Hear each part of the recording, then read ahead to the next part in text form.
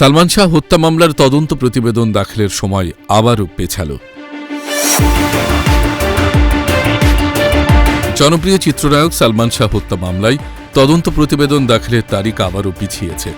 তার সাবেক স্ত্রী সামিরা হক সহ 11 জনের বিরুদ্ধে করা এই মামলায় প্রতিবেদন দাখিলের জন্য আগামী 9 এপ্রিল নতুন দিন ধার্য করেছেন আদালত।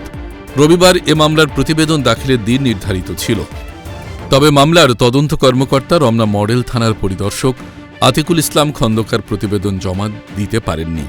এ কারণে ঢাকার মেট্রোপলিটন ম্যাজিস্ট্রেট জুয়েল রানার আদালত আগামী 9 এপ্রিল নতুন তারিখ ধার্য করেছেন। ঢাকা মহানগর পুলিশের প্রসিকিউশন বিভাগের উপপরিদর্শক জিন্নাত আলী এ তথ্যের সত্যতা নিশ্চিত করেছেন।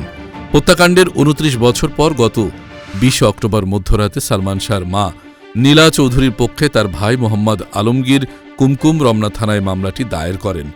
আদালত এজাহার গ্রহণ করে তদন্ত কর্মকর্তাকে 7 ডিসেম্বরের মধ্যে প্রতিবেদন দাখিলের নির্দেশ দিয়েছিলেন। পরে তা পিছিয়ে আজকের দিন ধার্য করা হয়।